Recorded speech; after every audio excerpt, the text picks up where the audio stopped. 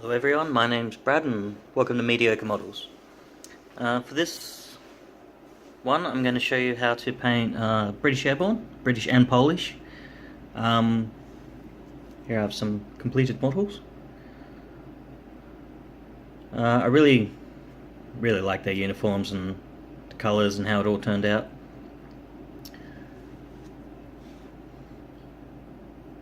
They look really good, at least I think they do.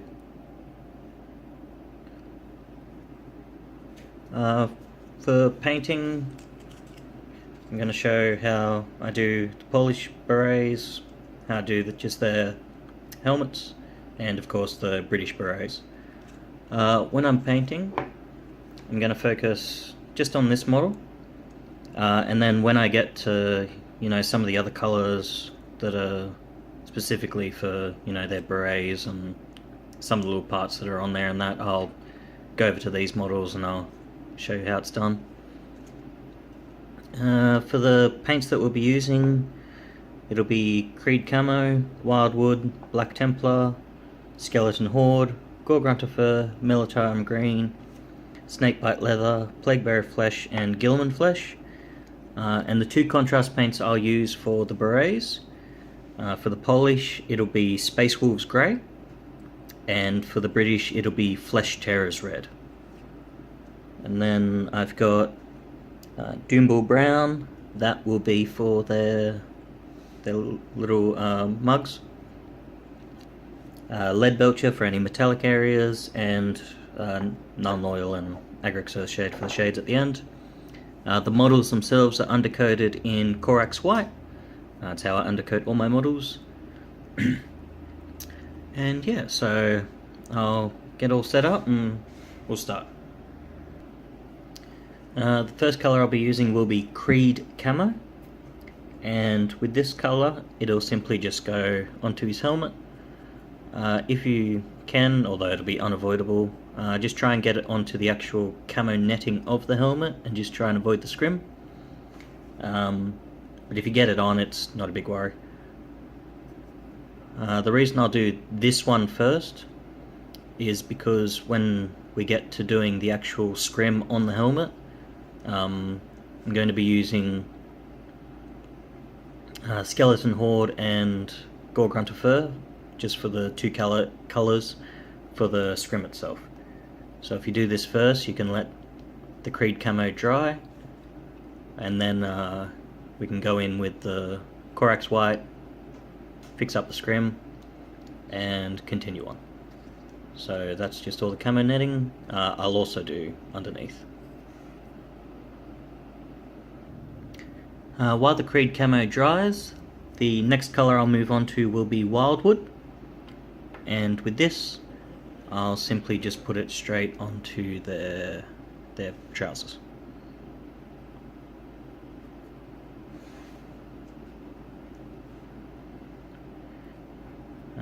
Once again, just be careful using this colour. You don't want to put on too much.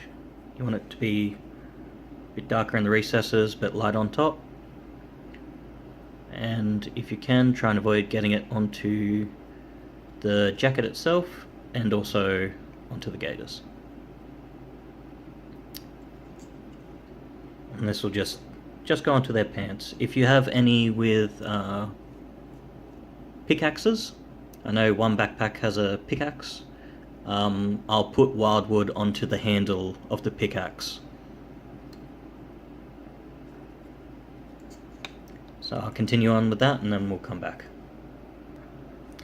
The next colour I'll move on to while the Wyldwood is drying will be Black Templar, and for this it'll simply go straight onto their boots.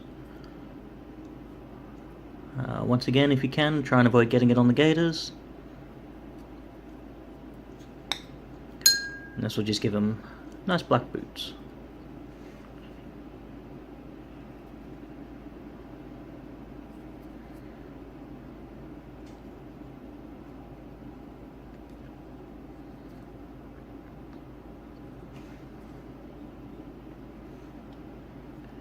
After I've finished with the Black Templar, I will go on to Corax White,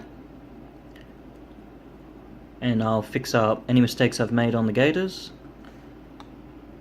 as well as clean up the scrim on his helmet.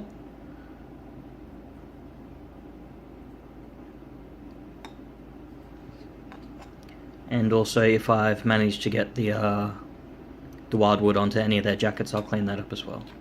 With the Black Templar as well, the other area that it'll mainly go on to, for both the British and the Polish Airborne. For the British, they've got a black band that runs around the top here, and for the Polish, they've got one that runs across the front. If you do this step now, you can sort of make a mess, and it won't matter too much, because you can go through with Corax white and just neaten up top and bottom, and then you'll get yourself a nice black line instead of trying to paint those areas first, and then getting the Black Templar onto the other colours and sort of messing it up. So you can sort of just go through. It can be a bit messy, doesn't matter. And then we'll come through with the Corax white and we can just tidy that up top and bottom, and that'll get you a nice thin black line. So I've gone through and done all the Black Templar. Another area I forgot to mention before is on any of them that are wearing the helmets, it'll be for the straps. And for this one he's got it open, but for other ones it might go right the way around. And that'll be the straps around there, and there's sort of a thin line that goes around back behind the helmet. Now's an ideal time to get in there. And then once you do that sort of thin line at the back, then you can do a bit of a clean up and it'll be there. And now, as you can see on these guys, I've cleaned up the straps on their berets, and you get that really nice thin black line there without too much hassle and having to worry about either getting it onto the skin or the beret. So for the next colour we'll go on to will be Skeleton Horde, and I'll just get ready for that. Now with the Skeleton Horde, this will go all over their jackets, all over the jackets, all over the webbing, all over the backpacks, all over their pouches, the container for their entrenching tool, and also over the gaiters. If you have any with the scrim on their helmets, you can go through and put a little bit of this onto certain pieces of scrim. You can do all of it, or you can do little pieces, and then once we move on to the next colours, which will be gore grunter fur, I'll use that to block in the other parts. So I'll just go through with the Skeleton Horde now and let that dry before we move on to the next stage. So I'll go and finish these guys off and then we'll come back. The Skeleton Horde's all over and it's basically almost fully dry. Moving on to the next colour will be gore grunter fur, and for this I will put it on any leather straps for weapons, so all the rifles, the SMGs and the Bren guns.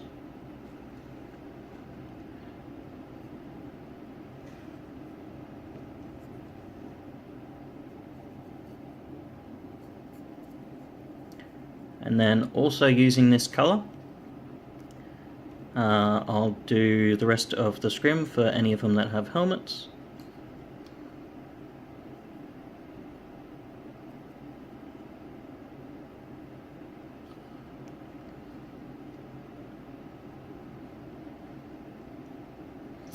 And then also using this colour, we'll start blocking in the first part of the camo for their jackets.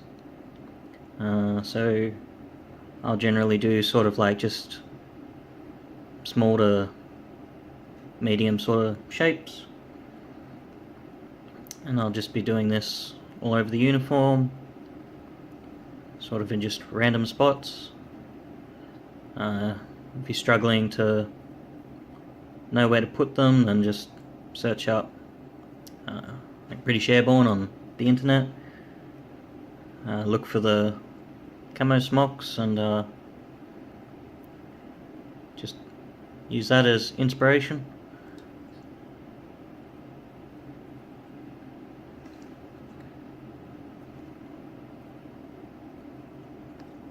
When putting this on, try and avoid getting it onto any of the webbing or any of the equipment. You sort of just want to get it just straight onto the uniforms. Simple as that. And then we'll leave that dry and we'll move on to the next part. Now that the gore grunter fur is all done and dry, the next colour I'll move on to will be militarum green, and this will be just for the green portions of the camo for the uniform. Putting this on, you can sort of put it over the top of the gore grunter fur a little bit, just to sort of mix the two colours in and blend them in. Putting this on, I sort of just choose areas sort of in between the brown. And when putting it on, you also want to try and make sure that you still keep the base layer of skeleton horde showing through, just so you've got that three-toned colour uniform.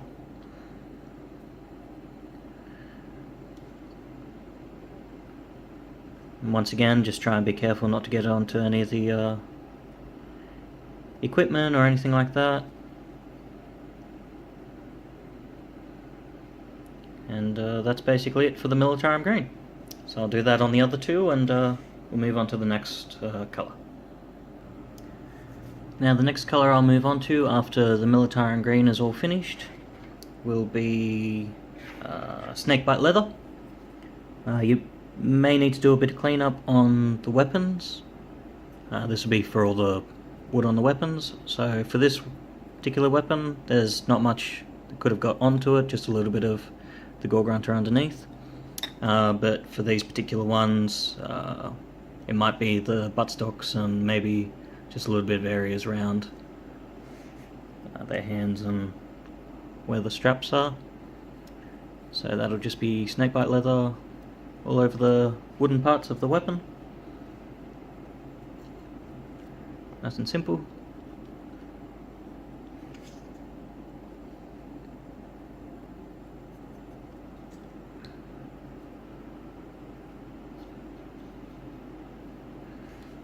If you want as well, depending on how you want your models, you can have them your way. But you can also paint in their entrenching tool handles with the snakebite leather just to make them wood as well, or you could use another colour. But for my entrenching handles, I just do them in metal because I just like the look of that. So I'll finish off the other two, and that'll just be the snakebite leather done. Once you finish doing the snakebite leather, you can, while it's still drying,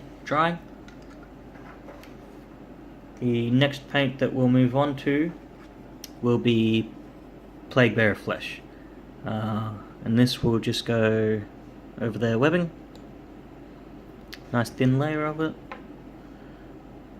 So over the straps, the spare Bren gun pouches, the belt at the back goes around, any equipment they have on the back here, entrenching tool pack, also over the backpack. If any of them have these rolls on them, I won't put it over that, just so the backpack is sort of that faded green khaki look, but the actual roll itself stands out from it, so it doesn't all blend in together. You can paint it in with the Plaguebearer Flesh if you want. just the straps on the back here. So that's all over his webbing, and also I will put it over his gaiters. I'll just give it a nice green khaki look to it, which I really like the look of. I do this on generally all of my allied infantry. So that's it for the Plaguebearer Flesh. I'll do that on the other two and then we'll come back. While the Plaguebearer Flesh is drying, I've gone around with Corax White and just fixed up any areas where I've gotten onto their skin. On these models, I think on basically all of the paratrooper models, they've got this paracord. I don't know if it's paracord, but rope that sort of goes around their entire body. I'll just leave that with the Skeleton Horde paint. I won't paint that in any other colour. If you want to, I would suggest maybe using wyldwood, or you could use maybe not grunter fur. You could use Snakebite Leather or any sort of brown if you wanted to, but I'll just leave it with the Skeleton Horde. So I'll just let the Corax White dry a bit more, and then we'll come back and we'll finish off his skin, and that'll be basically this model finished. The only thing we'll have to do is paint in fabulous mustaches and some hair, and then on these two it'll just be their berets, and then that'll basically be it for just the contrast paints. The Corax White is fully dry now, so now I'll just move on to Guilliman Flesh, and this will go just straight over their flesh.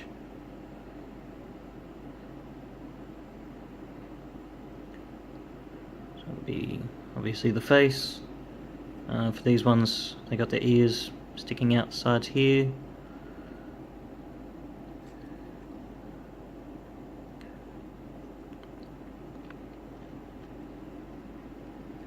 And of course, their hands as well. It'll just be one layer on this. You can let this layer dry and apply another one to make it darker if you want. But I'll just go with the one layer.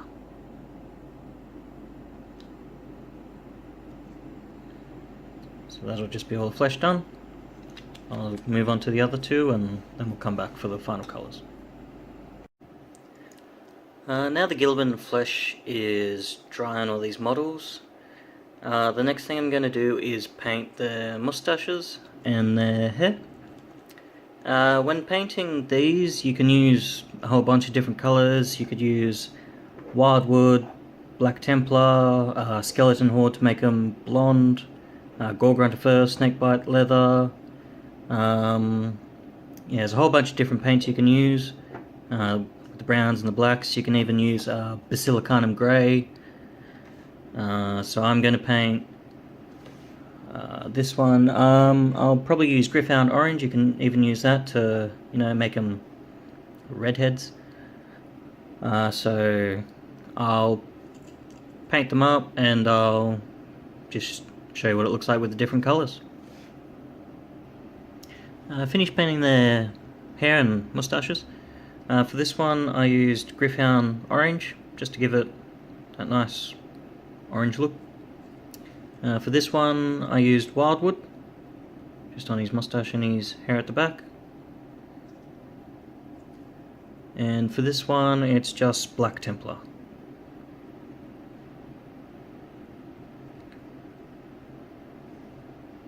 So yeah, a whole bunch of different colours you can use. You can mix and match throughout the unit just to add some variety and make them stand out a bit more. So the next thing I'm going to do, I'll put him to the side. I'll paint their berets. So I'll just make sure there's clean around the edges, and then I'll paint their berets, and that's it. The first beret I'll paint will be the British one, and for that I will use Flesh Tearers Red. This just leaves a really nice colour.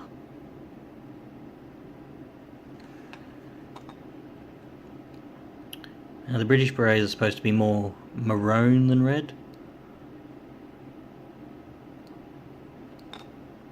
but I just like the look of this colour. I like the look of the red, so that's what I'm going with.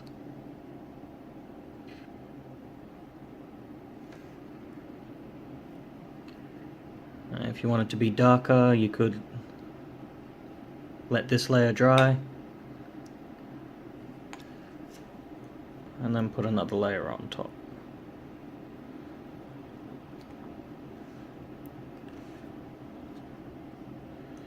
That's it for his beret. And I'll get ready and we'll do the polish one. For the polish beret, I'm going to use Space Wolves Grey. And this is a really nice blue grey. I like the look of this colour. Once again, I believe the polish berets are supposed to be sort of just straight grey. You could use Basilicanum Grey, but if you use it straight out of the pot, it might be a bit too strong, a bit too dark of a grey. So you might want to use, if you want to go that method, use some of the contrast mixing medium and mix it in just to lighten the colour a bit more, so it's not so dark. But I like the look of the Space Wolves Grey. Once again, it just adds a bit more colour to the unit, makes them stand out a bit more, makes them look a bit more interesting and varied. With the berets done now, that's basically all of the contrast paints finished. The next thing I'm going to do is paint the mugs, and for that I'm going to use doombull. This will just basically go straight on. As always, be careful when working near the backpack. You just go around the edges, bit on top, and just the handle here as well. You could use gore grunter fur if you wanted to use a contrast paint to do it, but I like to use the doombull brown because it gives it a nice flat feel to the mug. So I'll paint this one up and then we'll move on to the next step. The next thing I'm going to go on to is painting the metallic areas, and for that I'm going to use leadbelcher, and that'll just be all the metallic areas on the rifles, any belt buckles they have on the front, as well as any clips for the backs. I like to paint the entrenching tool handles in metallics, but if you've painted this wood, then don't worry about that. And for the berets, for the polish one, you've got the polish symbol at the front here. So you just neatly, gently go over that with the edge of your brush, just to catch the raised areas. And for the British one, he has it just on the side here, so once again, just with the edge of your brush, just try and capture just the raised parts there. I'll continue on and do all the metal for all of them, and then with the leadbelcher done, it'll basically just be on to doing the shades, and that'll be it. Now with all the metallic areas dry, I'll go through with nuln oil and put that over all the metal. So that'll be obviously all the metal on the weapons, The belt buckles at the front, any tabs on the back, entrenching tool handles if you did the metal, and on the 2 airborne guys with the berets, it'll also go over their symbols. Just to darken all the metal down, make it not so shiny.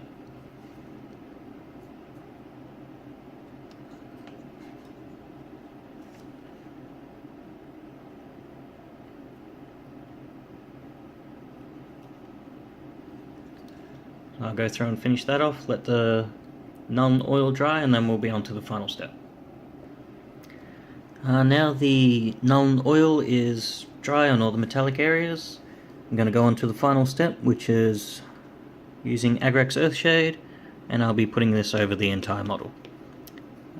Try to avoid any major pooling, and also if you have any with the Bren guns or Sten guns, if you've done the metal my way, try to avoid putting the agrax earthshade straight onto the metal.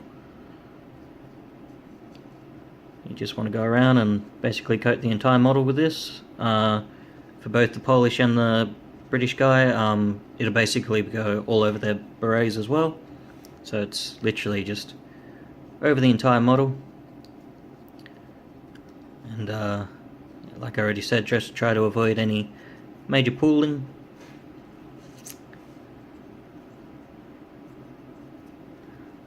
Just go over the entire model.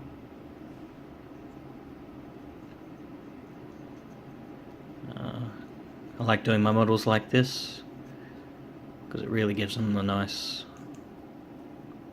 worn feel. Makes them look like they've been in combat for quite a while. Being airborne, you would expect they are surrounded by the enemy. There's not much time to get clean.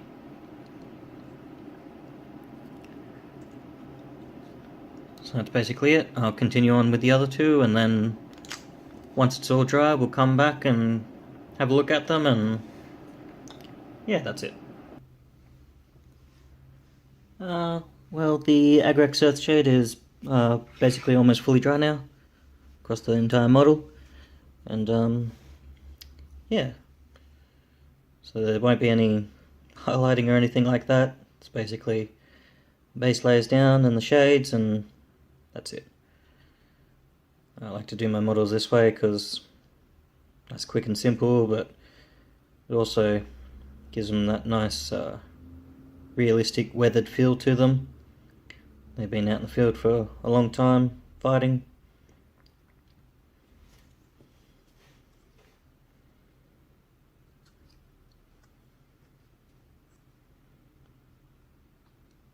And that's basically how I paint my British and Polish Airborne.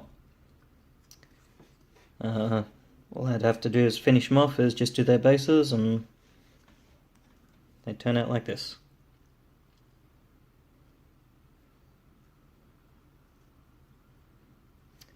I really liked doing the British and Polish and making mixed infantry units. I didn't want just British or just Polish. I like to have the mixed units. I mean, you've got the heads, you've got the models, why not? I really like the thought of paratroopers working together like that. It's really cool. So yeah, that's basically how I paint my British Airborne. If you need just one reason to collect British Airborne, do it simply just for the mustaches on the faces. It makes painting the models and brings the characters to life, really. But yeah, I really enjoyed painting these British Airborne especially. I love painting the camo on their uniforms. It looks really cool, at least I think it does. And yeah, I really enjoyed painting these particular models. So I hope you all liked that or learnt something, and I hope you enjoyed it, and I'll see you in the next one. Bye!